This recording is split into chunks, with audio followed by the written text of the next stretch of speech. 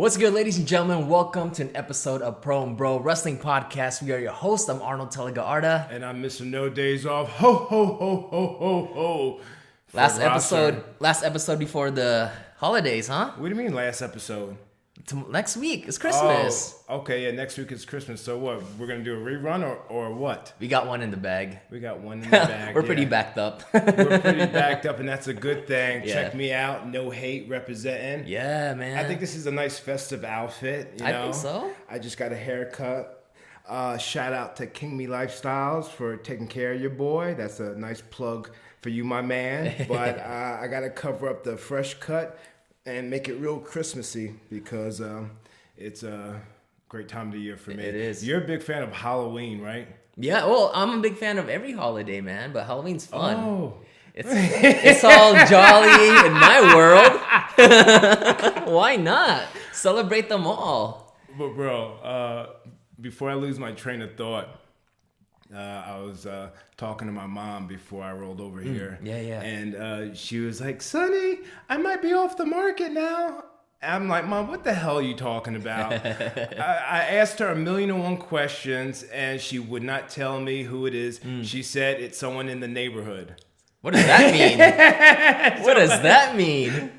Someone in our old town. Oh, okay, like literally someone in the neighborhood. Okay. Yeah, and she's like saying that this lady had hip replacement or knee replacement. I'm like, damn, like how old is she? You know? Right. But That's hilarious, man. I said, Mom, her two questions are she can't smoke cigarettes and she's got to have a job. So I was like, Mom, does she have a job? She's like, oh yeah, she has a great job. I said, does she smoke? I'm not sure. So Mom, what do you mean?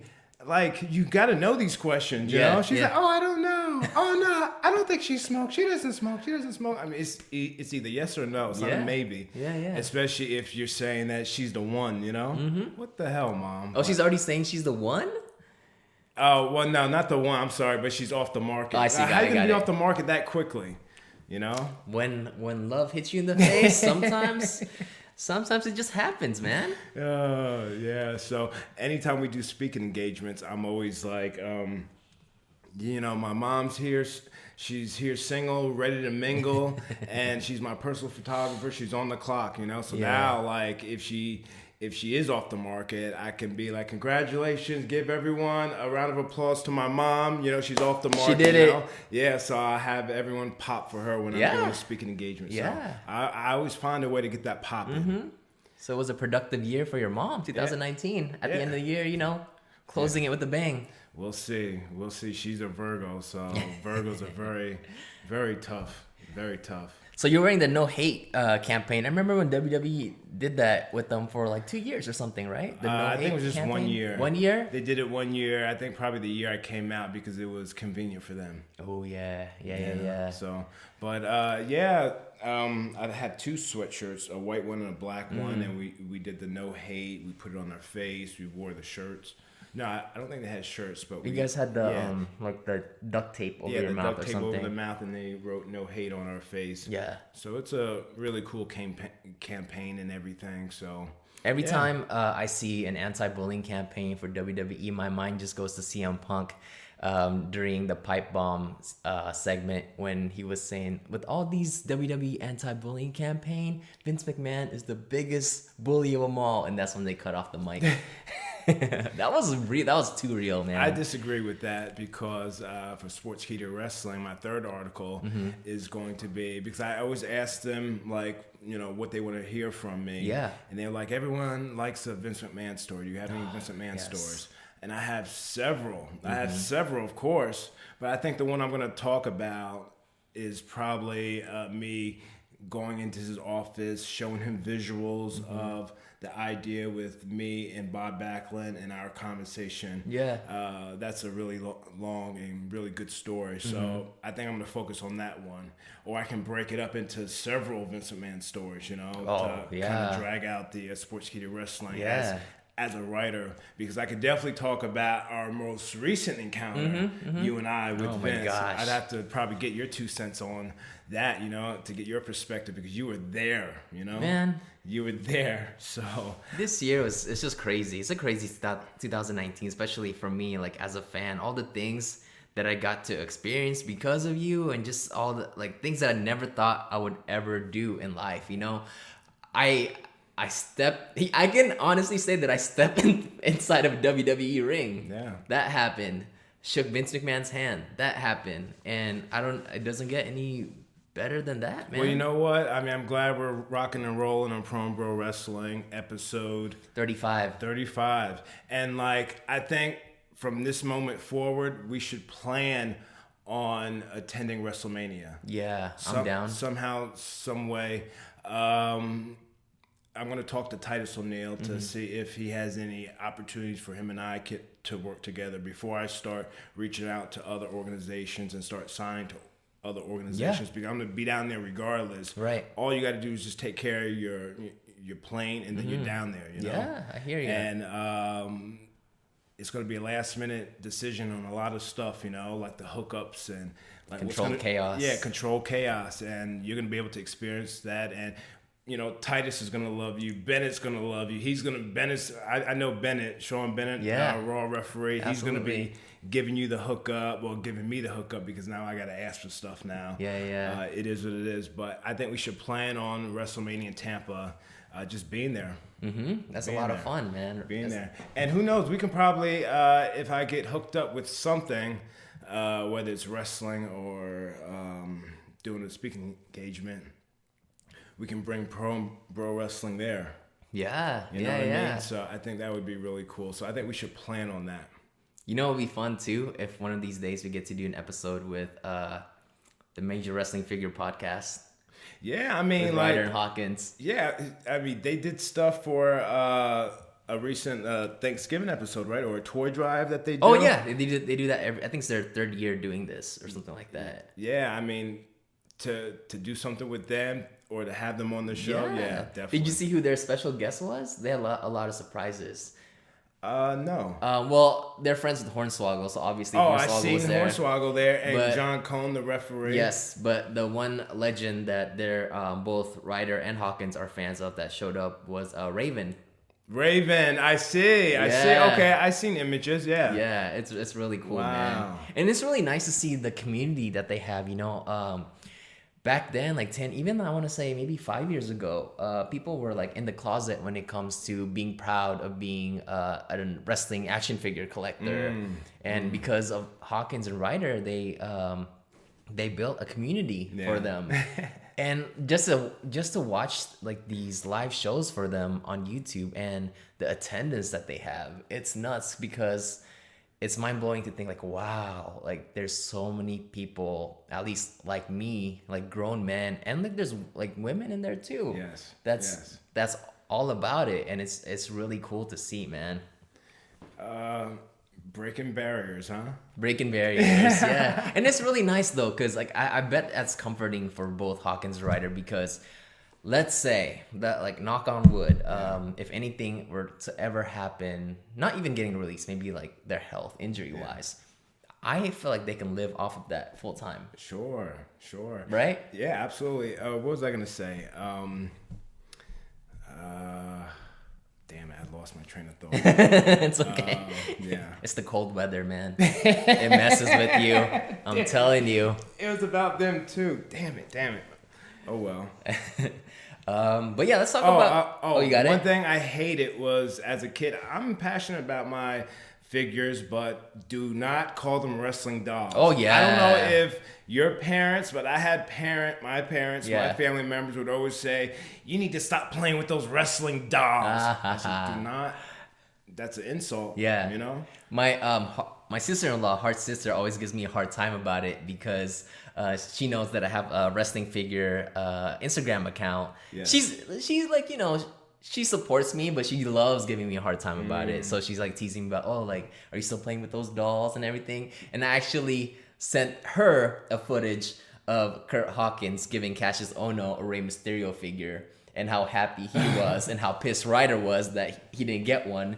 And I told her, like, see, there's more of us. And she's like, oh, wow, that's so mind-blowing. That's like fingers on a chalkboard. Like, do not call them wrestling dolls. Yeah, absolutely. But, man. hey, how about that promo I sent you with Oh, Enzo? shoot. Yeah, man. Okay, so Fred yesterday DM'd me a promo of Enzo just going off on, what's his name? Like, Tonga. Ming's son. Yeah, Ming's son. Yeah. And, you know, you guys should watch it if you haven't seen it yet, but you can say whatever you want about Enzo, but, you know, everyone's going to have their opinion, but you can't knock the fact that Enzo's promo is like poetry.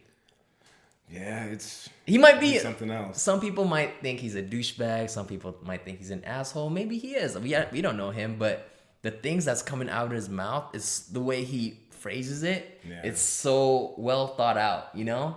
But man, he went off, huh? Yeah. What are your thoughts on that? Yeah, I sent it to you because he was just like really below the belt, you know? You know, saying that he will never cut up to his father Ming. Yeah. You know, and it's just terrible, man. Just like he was just going in. Yeah, and he said that he's basically a star just because of his family's legacy and all that. Yeah. And he's saying one promoter's eventually going to book us on the show at the same time. Yeah. You know, because he's saying that he's being told that he's not being booked on shows because of him. Good Lord, man. If that does happen, I'm really surprised to see what would go down because Enzo is a small dude. And if it comes down to a shoot, man, it's not good news for Enzo. You remember the one video of Meng, the father? Oh yeah, with What Culture? Yeah, so What Culture Pro Wrestling did this. It was supposed to be a collab, like fun work segment where they try to invade a Bullet Club show. And they didn't smarten up Ming, and he knew nothing about it. So when he sees these guys trying to mess up his son's show, Ming just started swinging, and it got too real. And I bet it was super scary for What Culture, man. It was nuts. The stories about Ming, the stories about him maybe ripping someone's eyeball out back in the 80s, you know, like come on. Like he's that one dude that you don't want to mess with, you know? Well, everyone says he's the toughest guy in the locker room. Yeah, I believe it. I believe it, man. Toughest one. How do you pronounce that? Oh, no, that's not. No, that's the damn. Tama Tonga. Yeah, Tama Tonga, man. Yeah. I got really confused, though, because at first when Enzo cut the promo, obviously he's just, you know, throwing shade, but he was talking about Ming's like daughter, but obviously he was still referring to Tama Tonga, but basically just calling him a bitch. Yeah. But when he said daughter, I'm like, wait, is he going off on like a girl right now? But But I don't know if that's a ticket seller or not, but it looks pretty personal. But I think that's a ticket seller. Yeah, it's a ticket seller. Yeah. But sometimes you got to go below the belt sometimes. Yeah. That's what I was telling the Kid Ray Jazz. Like, let's make this personable. Yeah. Having him on the podcast, and you heard how he sound. Like he was just like, oh, you know, talking about our old school rivalry team. Yes, you know? yeah, man. I was like, man, you better tough it up. You better tough it up. It's hilarious, man. Yeah, but anyway, what's the 411 on what's going on with wrestling? You know, we've both been busy. Yeah, you know, I try my best to kind of keep my finger on the pulse with wrestling. It's kind of hard with the holidays, but a lot of good stuff, man. TLC, I watched a little bit of it, and I really enjoyed. I was entertained by the Miz and Bray Wyatt match a little bit. You can't. Yeah, I didn't see it. Yeah, it's fine. What I wanted to touch on was I love the fact that this is the first time Bray Wyatt wrestled as Bray Wyatt. It wasn't the Fiend Bray Wyatt. It was Firefly Funhouse Bray Wyatt, and he came out with a different theme. It was like, we're all that, we're all friends, and all that. And so he came into the ring with that music. And his entrance, man, the people loved it because he would kind of like go into the ropes and then come back out and get the reaction, go into the ropes, come back out. And, you know, he was playing his character. I think everyone was pleasantly surprised that it wasn't the Fiend, that it was Bray Wyatt, because as awesome as the Fiend is, and I think he's gonna continue to be awesome, I think they miss Bray. They miss Bray in the ring. You know, they miss him, his facial expression, just like the old Bray Wyatt. So it's nice that they're giving him the best of both worlds. Two faces, huh? Two faces, and I feel like is there going to be a third one, man? The three faces of Bray, I hope faces not. of Foley. What? Just two faces on this, so it's not like the same. So Yeah. Royal Rumble, could we see the Fiend and Bray? Oh, that would be cool. Yeah, that would be cool. Remember when Mick did that? Hey, man. That was great. Everything. Full circle. Full circle. So I Yeah. think that'd be exciting, and more double merch. Double merch, man. Double merch. I as a fan, I enjoyed it too. I love seeing Bray Wyatt back in the ring without the mask, so you can see his facial expressions when he wrestles, the way he tells a story through his face. The one thing that I didn't like is that I wish he kept the sweater on, because he wrestled with the sweater off, and it was just like the black singlet that the Fiend also wears. So it was showing a lot of his tattoos. So it kind of made me feel like it was the Fiend without the mask in some ways. But I feel like he should have wrestled with the Argyle sweater on to really differentiate the characters. Sure, yeah. A nice fitted one, right? A nice fitted one like he had. What color was it? It's always like brown beige or something like that. Yeah, nice fitted to still show off the physique. Yeah. And before we dive into the match, I want to talk about the build-up, because the build-up was pretty cool. I don't know if you saw or not, but in my own opinion, 2019 hasn't been the best for The Miz, right? Like, he was on fire in 2018 and 2017, being he put the Intercontinental Championship back on the map, and people were ready to see Miz become the WWE World Champion again.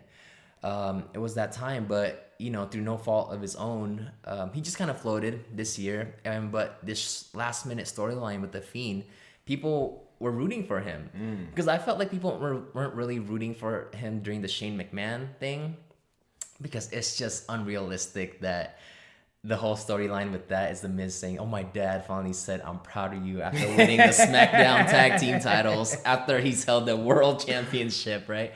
So to me, that was a little bit forced, but this time it was nice, because it's easy to believe that the Fiend is messing with the Miz's family. Yes. And that's very relatable to a lot of people. When you mess with your family, it becomes so much more personal to a whole new level.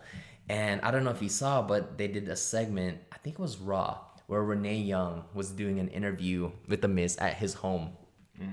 And Renee was talking about the incident where Bray Wyatt attacked them. And she's asking him, how do you feel about this whole situation?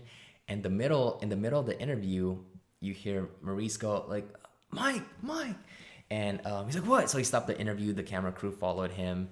And it was the baby monitor.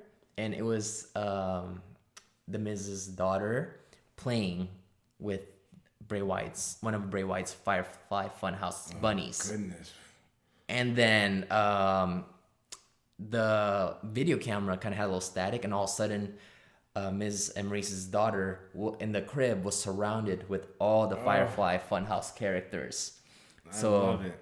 They knocked down the doors, and obviously when they got there, the baby was crying, and Maurice was like saying, at first, it's funny, at first the Miz is like, everyone get out, and no one does anything, and Maurice shouts, get out, and that's when they all start leaving.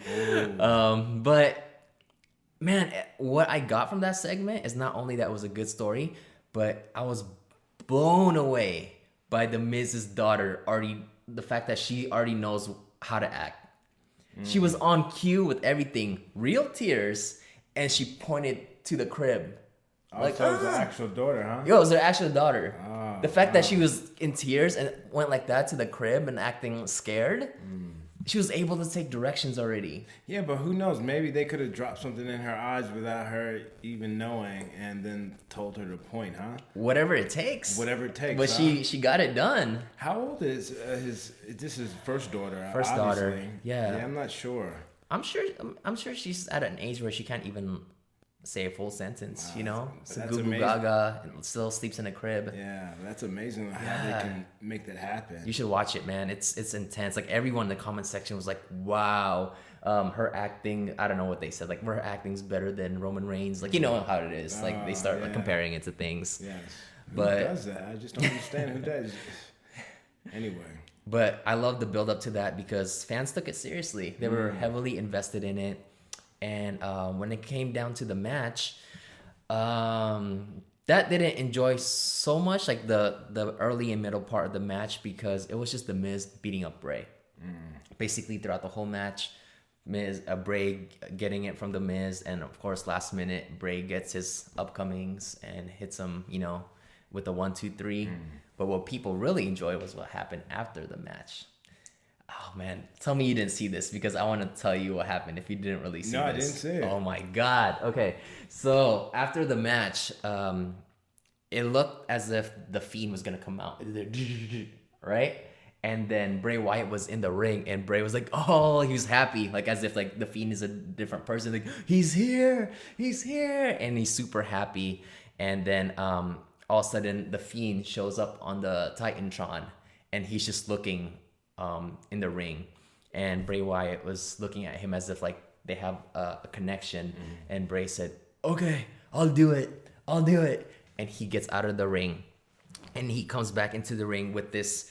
You know when you go to a carnival and there's that thing that you hit and then like, it tells you like the scale goes up, see how strong you are. But so he had kind of like one of those little, I don't know what to call it, like that weapon thing. Yeah, but it's almost like a sledgehammer. Almost like a sledgehammer, yeah. But it was all painted with like the Fiend's face. So he held it and he was gonna hit the Miz with it, but in the middle of it, again the lights went off and it looked like the Fiend was gonna come back again.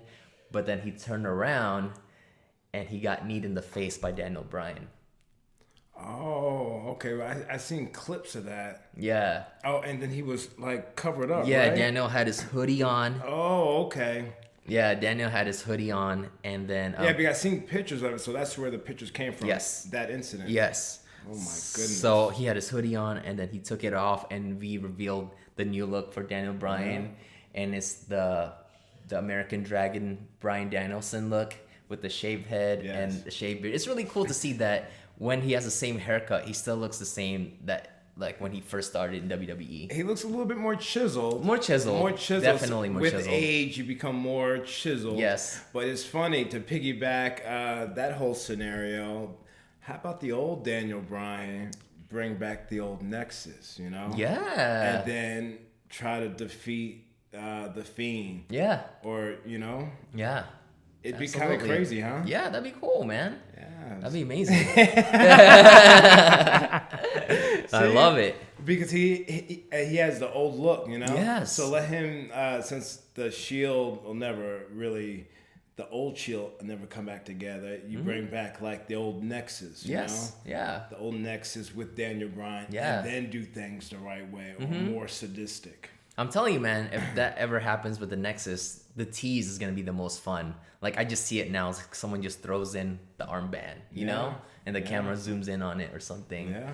But, people were more hyped about what happened after the match than the match itself. Okay. But, and that's what matters the most, what people are going to remember at the end. Yeah, that's true. Something that's always coached by me. That's true. You know, people, it's good to have a flawless match, you know, but there's some hiccups, but the people are going to, you don't want to mess up that finish because that's what the people are going to remember. Yeah. But I'm so happy. And then the Yes movement is back on. Back on full swing. And, you know, full swing, especially with his old look back again. But yeah, that was a really fun segment with him, man. I see. I think to me that's the most interesting thing that's happening in WWE right now. But since we're talking about Bray Wyatt a little bit, this might tie in to him, so I'm gonna connect it to this. But they started shooting vignettes for Liv Morgan. So there's been so many rumors that Liv Morgan is gonna be part of Daniel Bryan's squad, right? Like the whole Firefly Funhouse, the Fiend family. There's been teases that she might be a part of that, and the vignettes kind of back that up a little bit, because it's her, and she's like in the bathroom, and she's like getting ready to take this like bubble bath, and while she's doing this, it's a voice over her saying that, you know, for the past year that I was in WWE, I wasn't fully myself. I was being someone that people thought I should be, and now I think it's time for me to be the most genuine version of myself. And she gets into the bathtub, and it's like the water's like right here or whatever, and she's saying, I think the only way to bring out the real me is to break down the old me. So I don't know, man. That could be something with Bray Wyatt, you know? Yeah, I can't call it, man. I can't call it.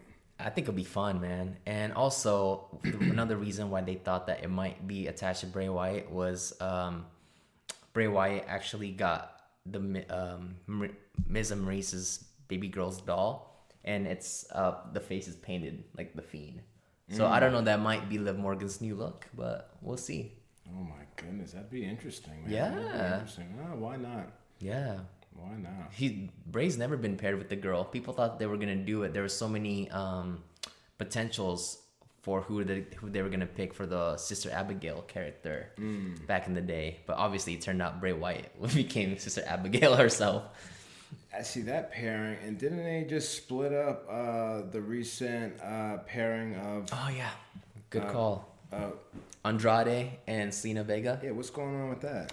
Right now, it's the beginning stages of the split up where they're kind of, saying, "Oh, don't worry, we're fine, everything's okay." Yeah. You know, that whole spiel. But it was a miscommunication during the match where Andrade ran into Selena and bumped her off of the ropes to the mat. And at the end, Andrade was blaming her, and they kind of had a heated argument inside the ring.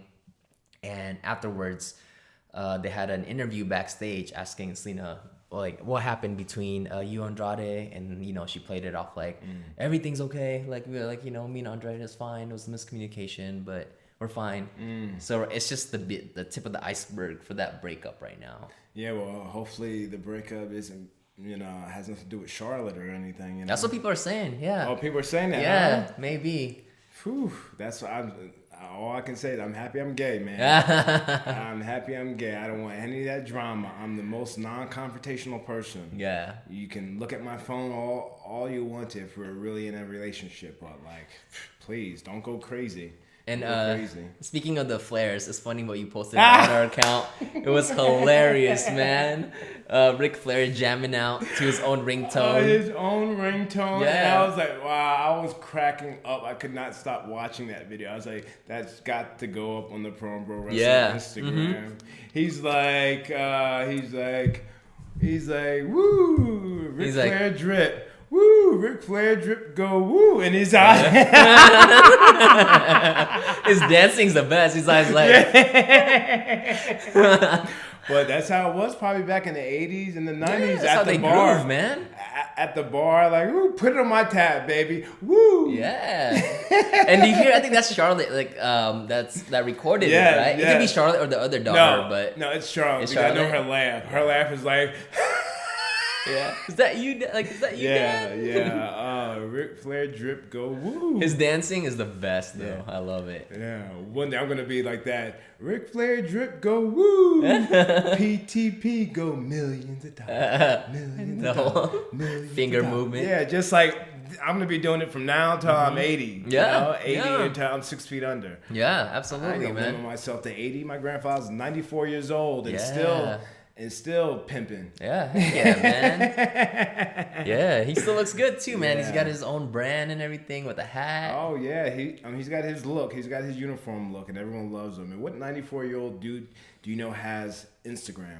Oh yeah, that's true. That's Walter true, man. Matthews Sr. is his Instagram, man. Yeah. Unbelievable. But yeah. Another fun thing that happened is I just watched The Bump for the very first time on the WWE Network. I wasn't sure what it was. Wait, People were what? talking about it. The what? It's a show in WWE Network called The Bump. The Bump.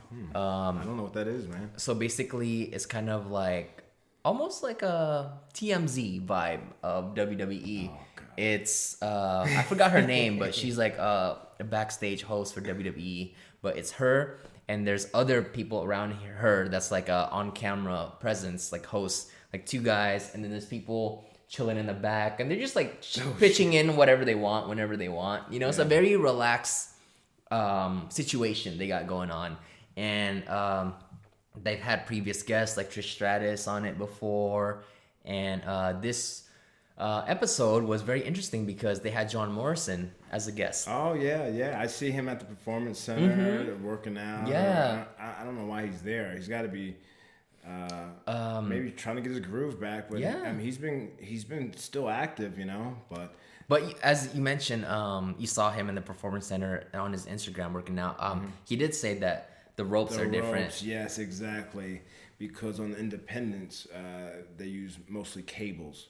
Oh, really? Yeah, cables, and then WWE uses actual rope. So it's a little bit different. I like WWE use ropes a lot because it's more sturdy and safer. I like WWE ropes. Some people like cable. Like RVD is someone I believe that likes cable ropes. But I love actual rope. So he was on the bump, and it was pretty cool because it was his first WWE appearance, and that's how he made his appearance back to the company. But it was a fun interview. You know, they kind of went back to memory lane, talking about all his accomplishments, being an ECW World Champion, WWE Intercontinental Champion, and Tag Team Champion, and Slammy Award winner.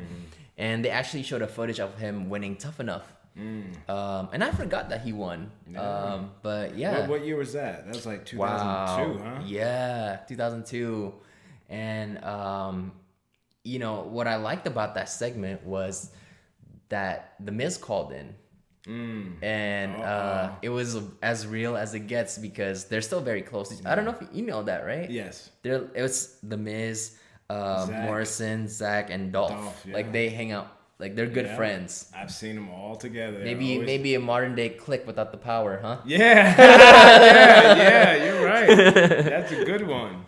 But yeah, so obviously it's not like it's not a reunion for them, but it was just nice seeing their chemistry off of out of their character because they talk about personal stuff about what happened back in the day when they started as a tag team. The first time they tag teamed together, they won the tag team championships against Matt Hardy and MVP.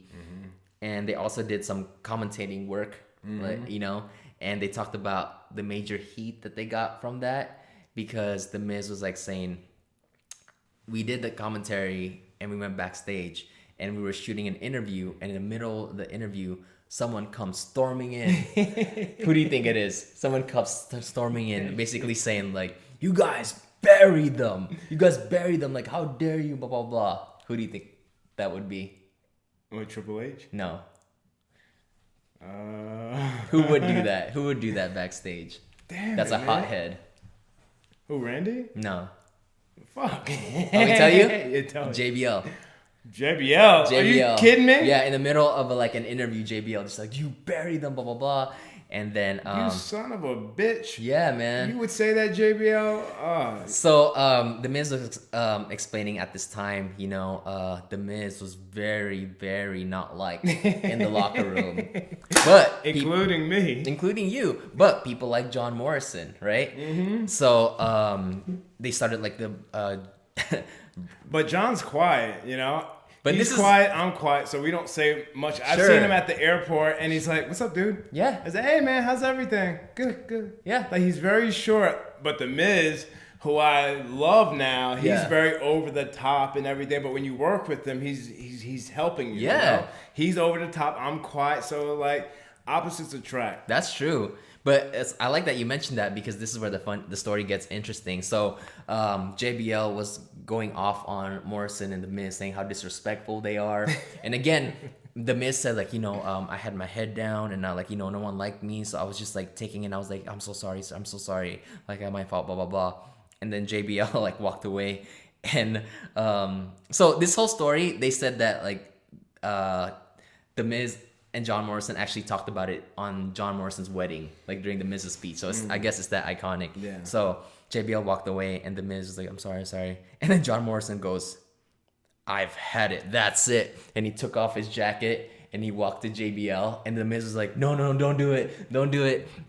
And then I think John Morrison, with I guess this is as maybe as heated as he'll ever get. He went to JBL and he said, "I don't like you, but I respect you, so whatever. Take it for what it's worth." That's what he said? Yeah, it's like, "I don't like you, but I respect you, so yeah, whatever." And then like the Miz was laughing because that was John Morrison's apology to him, like, "I don't like you, but I guess I respect you, whatever."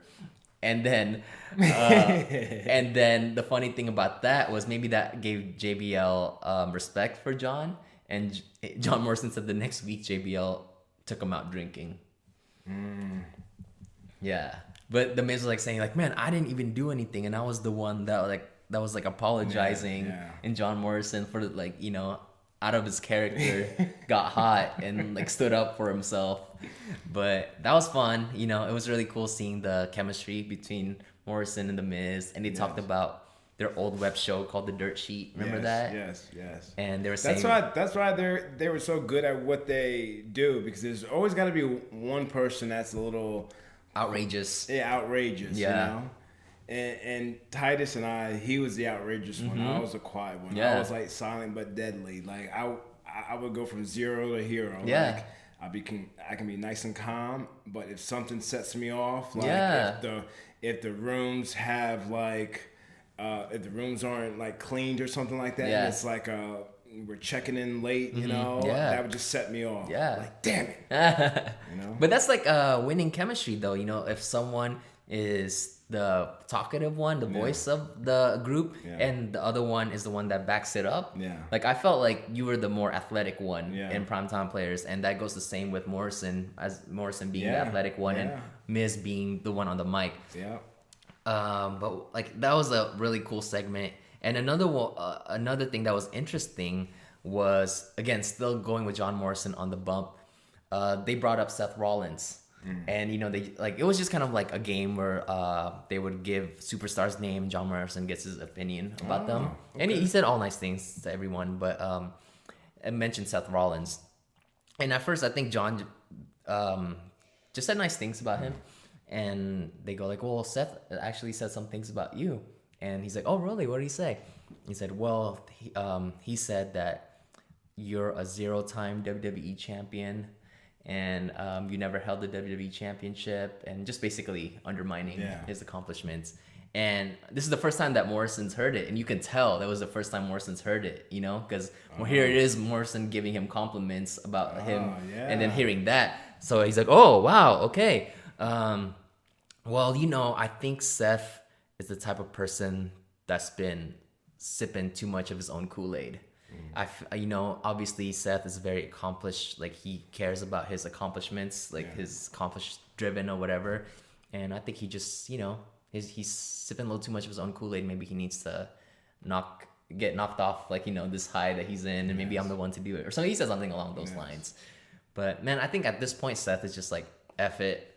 Like I'm just gonna create controversy, gives JR something to talk about, and just have fun with it. What's Bischoff's book called? Controversy creates cash. Yeah, unbelievable. Yeah, that's why Seth loves being the heel. And like you said it, not me. You said that could be his real personality. Yeah. you want to make that clear, huh? Maybe. Yeah, man. But speaking of Seth, now that he's a full-on heel, it's really interesting the character that he's playing, because he's a heel, but again, like we mentioned in the last episode, he's not the type of heel that just automatically, surprise, change of character, now I'm evil.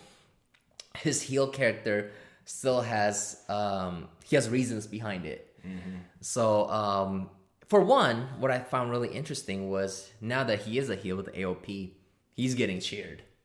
Oh, he's getting cheered? He's getting cheered.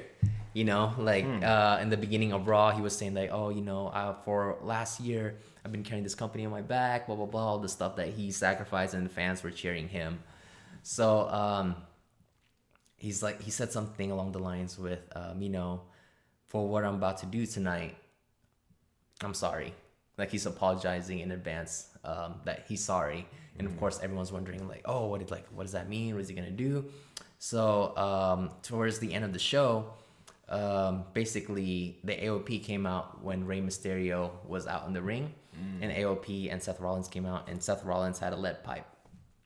And he was like saying like, oh, like, isn't this the weapon that you gave Kevin Owens to use on me?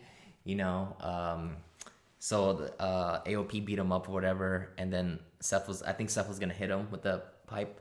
But then Seth, thinking that he's still a baby face, like his character still feel like he's a good guy, saying, you know what, Ray, I'm going to give you a pass. Okay? I'm not going to do this. I'm going to give you a pass. You owe me one. And he was about to walk off. But then he came back in and gave him the curb stomp. So it's a really interesting heel character. I like it. Yeah. Because just like Bret Hart, like he feels like he's justified. And he feels like he hasn't changed. It's the fans that changed. And it's the fans' fault that made him associate himself with the AOP. Nah, I see how that was delivered. Yeah. So no pipe to the head, but he gave him a curb stomp. I like it. So not full on heel in his mind, you know, but still a little something. Did you see the Revivals meme that's been going on? No, what's been going on, the meme? So I haven't on SmackDown.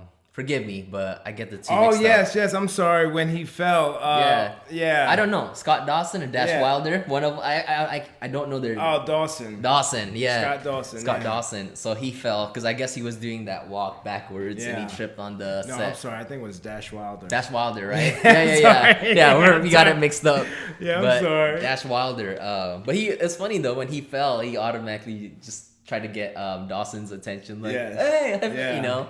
Yeah. And Mustafa was cracking up in the oh ring. my god, yeah, and Chad or was, Shorty G, I should say. Or Chad. Yeah. Chad was like fucking like, I would have been the same way, like very serious. Like no one wants a hiccup like that. He tried though. He almost left. You can tell he's like smirking. He's just smirking. So that's a new meme, huh? Has that replaced Titus's World Slide? It's not as epic in my opinion, but sure.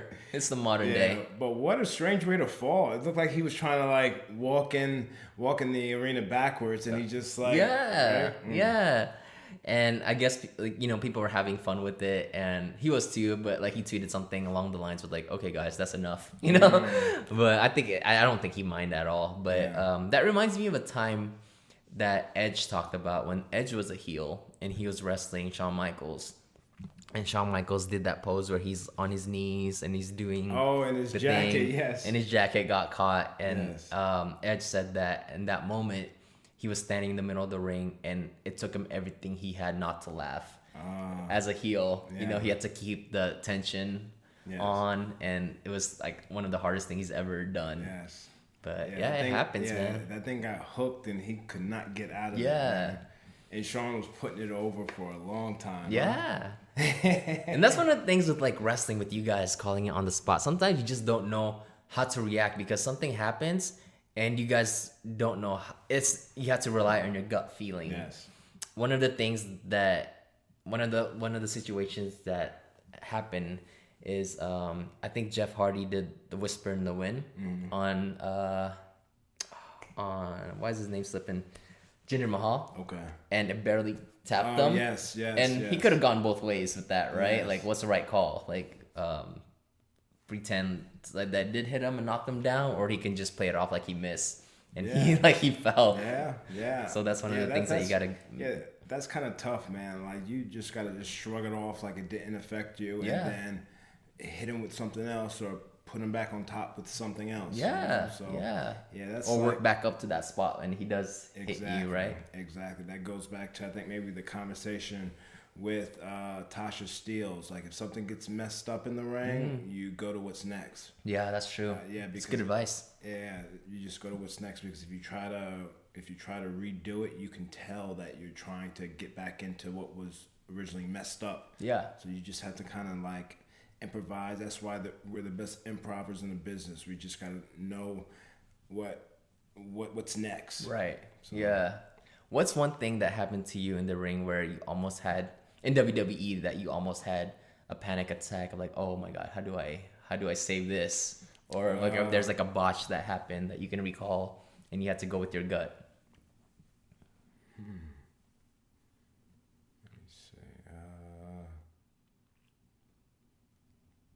Oh well, there was an incident with me and EC3 and on NXT, the original NXT. Yeah. He wasn't EC3 yet, right? Yeah, he wasn't EC3, and Arn Anderson was our producer, and we did something where we weren't supposed to go to the outside of the ring, but somehow he landed EC3. It was his fault. He landed on the outside, and I had to go outside and get him and throw him back in. And when we came to the back after the match, Arn Anderson was like, "Hey, glasses." Yeah. I'm Arn Anderson and you're me, you know? Yeah. Oh, no, what was that? What the fuck was that out there? Listen, young man, are you trying to make me lose my job? I ain't going to lose my job over you, young man.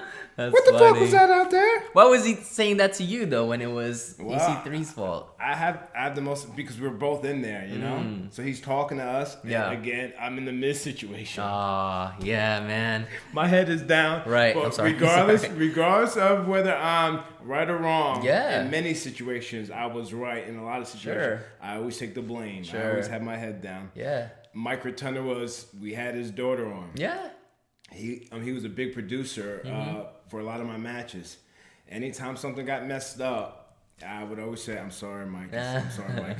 It's my fault." And he would know. He would know, but someone's got to fess up to it. Yeah. Someone's got to fess up to it. But that's an arm. Oh no! What the fuck was that? The head tilt, too. Yeah. I'm telling you, man. So I just took the blame. But yeah, he landed on a bump where he landed on the outside. Yeah. And he was supposed to land on the apron. Ah, man. Might build it back on the apron that I do. Yeah. Yeah, man. But yeah, Arn was pissed off, and that's some guy that you don't want to let down. Yeah. You don't want to let down as a producer. Yeah, it was scary. Remember, you said he's the type of guy that kind of gets rattles fast, like Oh, into the building. If it's like passing through your guys' like version of the TSA, the security point. Oh, yeah. He gets heated if they like give him a hard time Oh, about that. yes. But he's fun to watch. When you know that stuff's gonna set him off. Yeah. You just want to be like, just watch. Yeah. Like if someone comes behind, for example, Mark Henry, and they're like, "Hey, Mark, it's nice to meet you." He's like, "Get your damn hands off of me! I ain't no damn pet." Right. He'll fucking swing. Sure, man. Sure. He don't ever do that to Mark Henry. You Yeah, know? yeah. Or even Big Show. Big Show's like, "Get the fuck off! Get away from me! You're surrounding me like pterodactyls." You know. So like the big guys, you don't want to rattle, man. Okay, honest answer. If Mark Henry, Big Show ever get into a fight, who would win? I think Mark Henry would win. More agile, maybe. More agile. Plus, like he's like thick, man. Mark is like just strong physically and mentally. You know, he's just naturally strong. Yeah. He could scoop Big Show up with no problem. So I think I would have to pick Mark Henry. Same. Mark Henry. Yeah. It was really fun to see Mark Henry. You know, he's obviously he's a Hall of Famer and he's a world champion. But it's really cool that now he's just doing things that what's fun for him. Like he's in AEW shows as one of the interviewers. Like, you know, when they have their press conference afterwards. And he would be like, "Tony Khan," like, "Tony, so what'd you think about dude, watch like their early shows. Like Mark's like one of them, as like along with all the other reporters, because his radio show. Yes. So he's like, "Tony, I have a question." And you know, like he's Mark Henry, but like he humbles himself, and he's not thinking that this is too small for him. But he's like, I think he has like a blazer on, like a true journalism, you know. And he's like, "Question." And they're gonna listen to him. Absolutely. Of course, they're gonna pick him. Yeah, they're not gonna say, "Hey, we're not asking you a question." Yeah. Mark is the real deal. So I love seeing that. It's really cool, man. That's sort of the role that I like to take up on. Yeah, me continue too. to do my thing, you know. Yeah, it's funny, dude.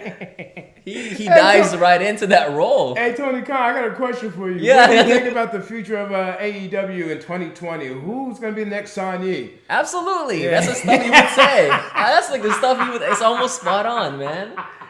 It's amazing. I love it, man. He's great. He's great.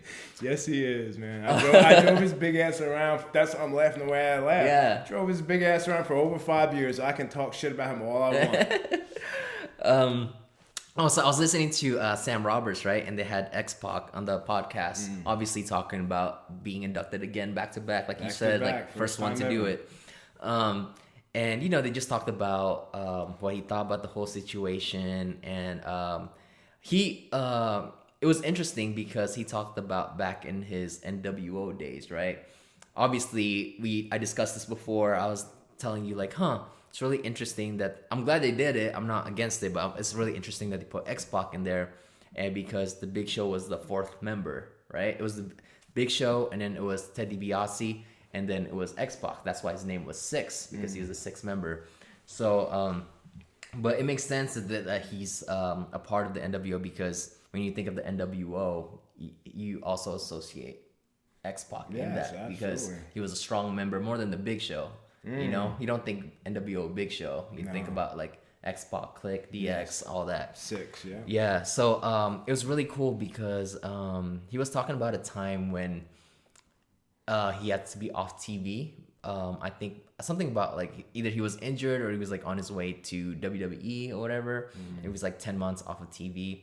And he talked about how cool it was that during that time, Hall and Nash kept the Syxx character alive, and it made it seem that he wasn't even off TV, because they said that Hall made a bunch of the guys, like Macho Man, maybe Hogan sometimes, Kurt Hennig, Hall made them wear the Syxx shirt, the Syxx NWO shirt, so people will have Syxx fresh in their minds, Oh, wow, that's a great one. Right? And sometimes Hall would even wear it backwards, because the Syxx is like on the back, and it's just a normal NWO shirt.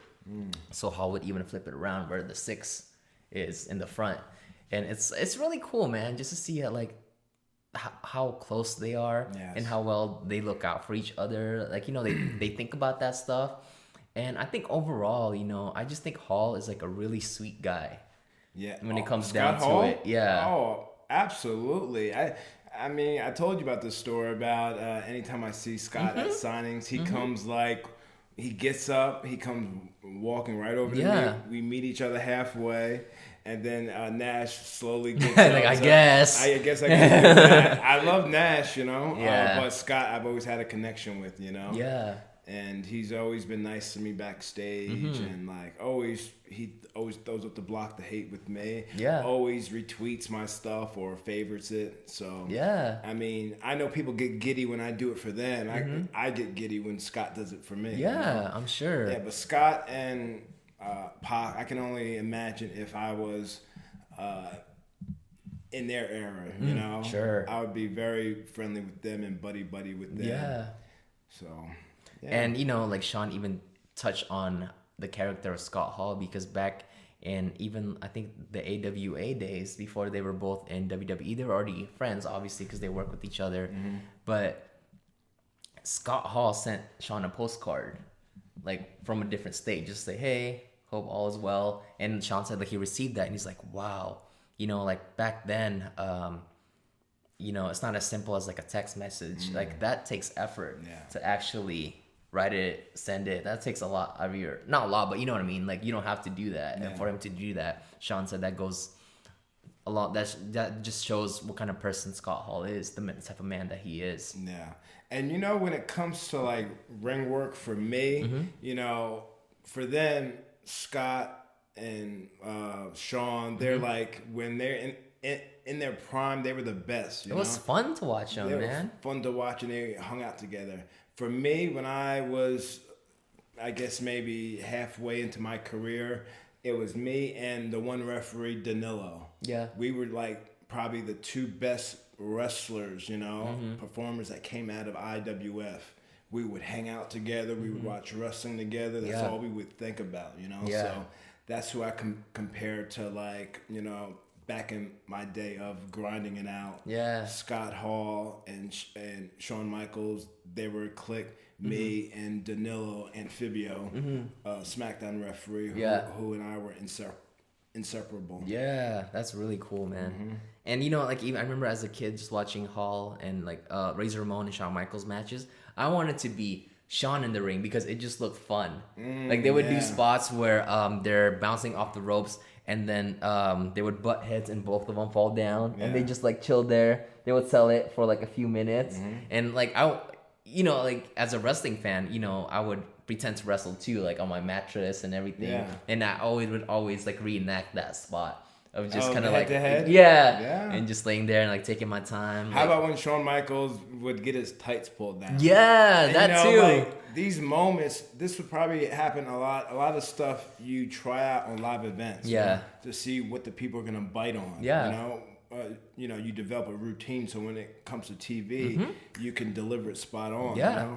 So certain stuff I do in the ring, like I can do it in different cities. Yeah. If the cities are close to one another, then I'll switch it up. But if you have a routine where you got stuff that'll pop the crowd, you do it in different cities. Yeah, they've never seen it. It's not on TV, so yeah, exactly. It's not on TV, so people react differently to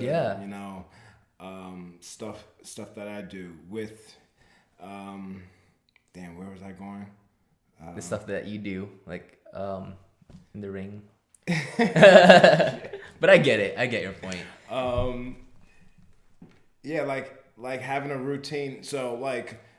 Oh, I'm sorry. We were talking about Shawn Michaels, like getting his mooning the crowd. Mooning the crowd. They would probably do that on live events all the time. Probably get a pop from the ladies. Yeah, exactly, from the ladies. And me as a kid, I would always rewind it back. I would always rewind that scene Freeze back. frame. Yeah, with the VCR, the VHS. Yeah. I'd always rewind it when he have his tights pulled down, and then. And you know what's crazy? Before I just need to interrupt at that spot, like. Yeah. When he pulled his pants down, Shawn has an HBK tattoo in his butt.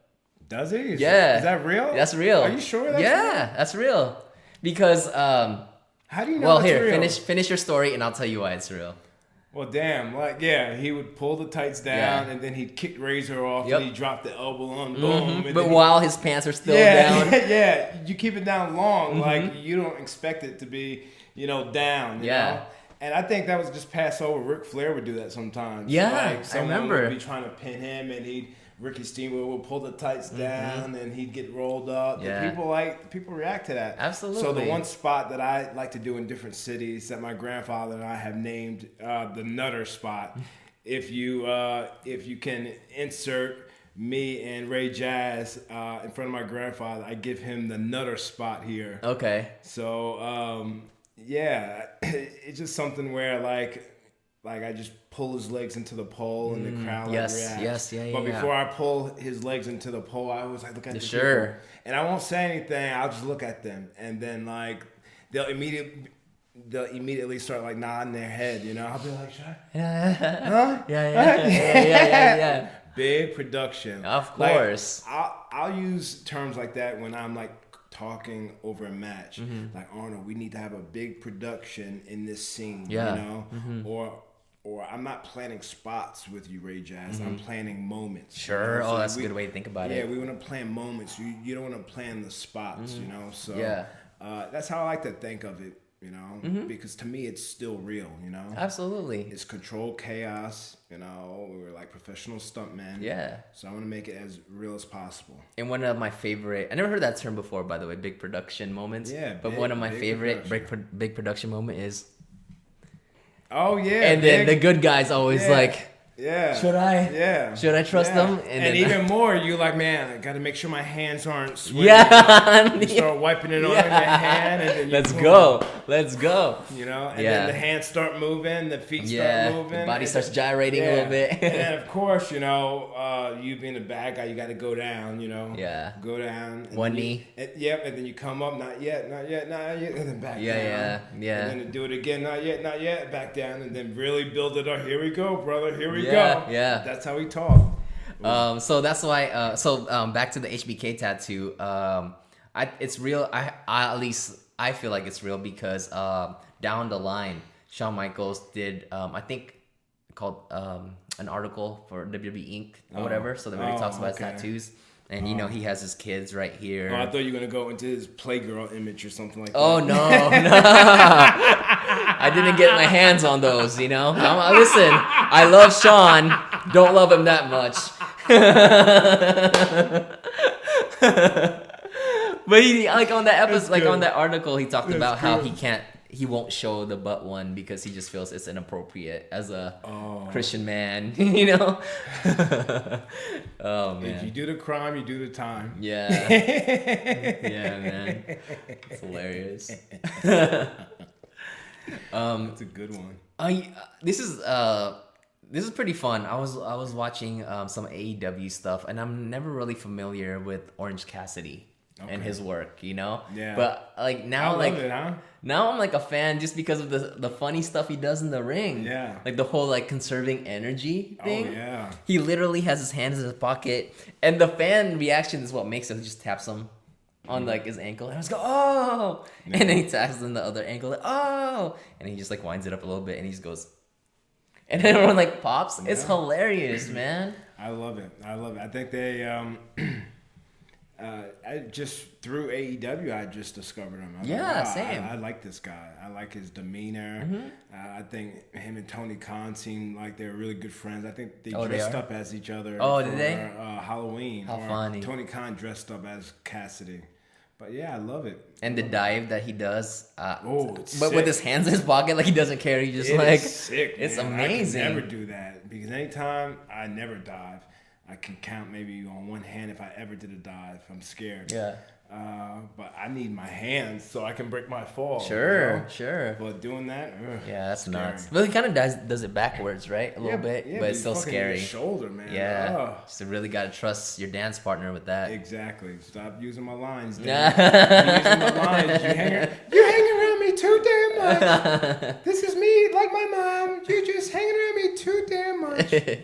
The last topic I want to talk about is since we didn't really talk about it last episode, it was mostly NWO. Batista being in the Hall of Fame. That's pretty cool. Yes, that's another article that I have to write on Sportskeeda Wrestling. Batista's Hall of Fame induction and my story about riding in the limo with him and then me falling asleep and waking up and Titus on the floor. Yeah. And Batista on the floor and Titus on the long couch. Yeah. I'm very happy to see him like getting inducted. Yeah. It's been how long for him? Like 20 years in the business? Didn't he start off in 2000 or 2000? Yeah, that's about right. Yeah, maybe in UPW in Los Angeles at the time. Yeah. I don't know if UPW is still open, but he started in LA and he started a little bit later. Absolutely. He started in his early 30s or mid 30s. I think like mid 30s, yeah. Mid 30s, and now he's in his 50s now.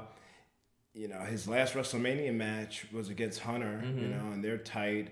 That entrance that he had at WrestleMania, hey, it is what it is, you know? It's live theater, and Vince always says in promo class, never be afraid to make a fool of yourself. So those moments like that, moving forward, if I ever have moments like that, I don't sweat it anymore. If I was younger, I would be pissed off. Sure. But, shit happens, you got to embrace it. The best person to ever play off of a botch is Vince when he tripped on the ring apron. Oh God! And then that's both his quads. Oh no, not that time. This is when he didn't get hurt. He just slipped basically. So he was walking into the ring, and then like he slipped, and like obviously people caught it, but he was a pro at how he handled it, and he led by example. So as his character, he gets pissed off, like he hits the ring, like what? Like he goes to the fans, oh, you like that? He was like, he played it off like damn it, like because Vince hates losing control. Yes. He hates the sneeze. Oh yes. So he kicked the ropes, like god damn it. It was so funny. But yeah, anyways, it was really cool that Batista is gonna be inducted. We kind of all see it coming, right? Usually with the last match, and it's usually the following year where you get inducted into the Hall of Fame. Yes. But yeah, man. That's always exciting for me. I love the Hall of Fame. Yeah. No one likes going to the Hall of Fame. Because it's gonna definitely happen, man. We definitely I'm gonna be there regardless. Yeah. We both gotta be there. Mm-hmm. But I love the Hall of Fame. People like purposely get out of the Hall of Fame because they don't want to sit through it. Man, I'm like this. Like, I'm like watching the Hall. I'm so excited, dressed to impress as always. Mm-hmm. And I love hearing the speeches. Yeah, absolutely. I love hearing the speeches. Like me, and those speeches are scripted. Sure. No, I mean, they have to prepare.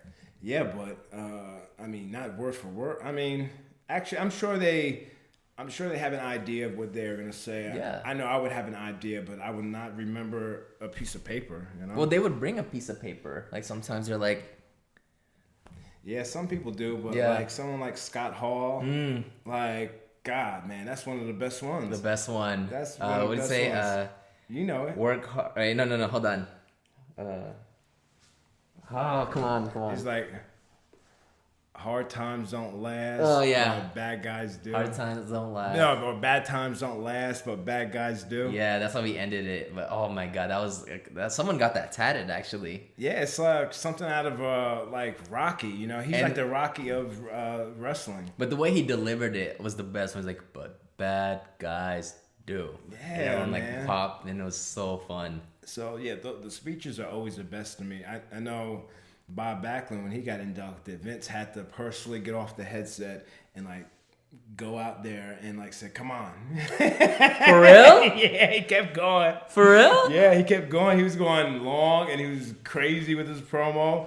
That's funny. And Vince got off the headset and walked out. It's like it had to usher him out. Oh wow. Yeah, and I remember the Hall of Fame that I enjoyed the most was Yeah. when Kurt Angle got inducted, and I said, "Mom, make sure you get me on this chair." I got up on this chair, stood. Yeah. I was like cheering for him, you know, because he's one of my favorites, you Yeah. know. So I didn't care if people were gonna see me, but I wanted to show him that I respected him. I was Yeah. the only one standing on my chair. Yeah. Only one. That's I awesome, had to man. do it for Kurt, and you know me, I'm a shy guy, but Sure. I was letting loose. What was your like out of Batista 20-year career? What's your favorite moment of his? Oh, like the evolution of like him being in an evolution. I Sure. loved his demeanor. I loved his entrance. He had a great physique, and he was a big guy.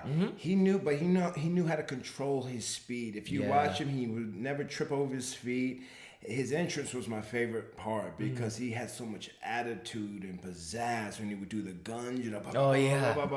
And Yeah. then he'd wait a beat, and then the pyro would go off, boom, and he just had that attitude. Yeah. The Yeah. swag about him, you know. Yeah. He's not one of those guys that's like, you know, 6'6" and power walking to the Sure. ring, you know. He's just Sure. he takes his time, you know. He knows he looks good. He's looking at his body. Mm-hmm. He knows how to pose and flex. Bodybuilder pose. Yeah. But he just made it his own. Yeah. And he had great energy in the ring. When he was getting beat up, and then eventually that other guy slipped on the banana peel that he was in there with, Yeah. and he started to fire up. Ooh, Yeah. he was incredible. You know, he was truly the animal. Sure. And yeah. he's very like, when you see him, he's very like, "Hey, Art, how you doing?" "Good, man." Yeah. Yeah, it's good to see you. He considers himself a nervous, shy guy. Yes, he is. He said, like, WrestleMania, he was so nervous, like, waiting in the car and everything. I truly believe it, man. I've been in a limo with him. You know, he's very reserved, just like me. Yeah. That's why him and Titus get along so well. Sure, You know? sure. Titus is the loud one, and Batista says, "So yeah, man, you should get into wrestling. I think you'd be good." And Yeah. then even when he laughs, like if you make me laugh, Arnold, I'm like, you know. Oh, man. My favorite moment of him is his crowning, man, at WrestleMania 21 as the world champion against World Hunter. champion. Yeah. That was him in his prime. People were like, I feel like that's the most popular Batista's got. When, you know, he became, like, people started realizing, not even WWE pushing him like that, but people just realizing, damn, this guy's badass. Yeah, absolutely. Always been one of my favorite big men to like Yeah. see in the ring, Yeah. Batista. You know, so I'm very happy for him to get inducted, and we'll definitely see him. And, you know, they announced the Hall of Fame inductees pretty early this year because they were thinking about ticket sales to fill up the seat. But I'm interested to see who else they're going to invite because we still got a long way. So WrestleMania, they're going to be announcing more names, you know? Oh, sure. And they normally do what, 7 or 8 or 8 or 9? Yeah. So hopefully someday I can be in the Hall of Fame. You'll be in there, man. Maybe they have the Warrior Award. Yes. Yeah. I would love to get that, and I think it would be perfect for me because Ultimate Warrior he had a, you know, you live and you learn. You know, back in the '80s, he wasn't too. He was pretty reserved. Homophobic. Yeah, Sorry. That's cool. Yeah, he was homophobic and all that stuff. Mm-hmm. And after years, his daughters got older. His daughters kind of smartened him Sure. up before he passed away. So that's something Dana Warrior had expressed to me when I had first met her. About that her son, that her husband had did some, said some terrible things, but he was learning through his daughters. It's just unfortunate that no one really saw that. Yeah, so, but it's amazing that it still happened. Like he became open-minded, and like it's really hard for certain people at when they're up there in age to change their ways because they're brought a certain way. But it's really cool for him to keep an open mind and realize not necessarily like society. I was gonna say the world's changing, but the world's not changing. Like society is changing, and it's becoming more accepting. Yeah. To love whoever you want to love. Yeah, and on that note, I feel like that's a good way to end it. Always wait, hold on. We got 5 more minutes, Arnold. Wait a minute. We gotta wait till we come back. TBS Power Hour. Who's that? That's like Jim Ross when WCW Saturday night, like. They come on at 6:05, and then the main event is on at 8, and like 8:01, they have to you have to watch the next week. You have to stay tuned. You know? Never caught that. That's cool. And then the next week they would start at 6:05 again. This is what you missed last week. Wow. So it's just how you hook the people in. Like you want to see what's gonna happen next. Yeah. So that's something that Dusty was the master of. Yeah, they don't do television like that anymore, man. No, they don't do it, and it's something that you want to the main event's going off, usually Raw, they can go on a little bit later. Yeah. But you want the people wanting to see what the next episode is going to be, like that cliffhanger, right? Yeah, absolutely. But it's been a great episode.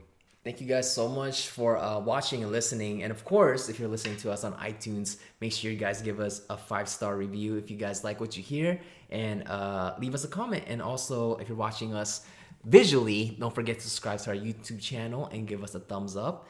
And I hope you guys are having a great holiday so far. And, I hope you guys are spending time with your family, whatever that means to you. And don't cheat yourself, treat yourself. Eat whatever the hell you want. Yeah.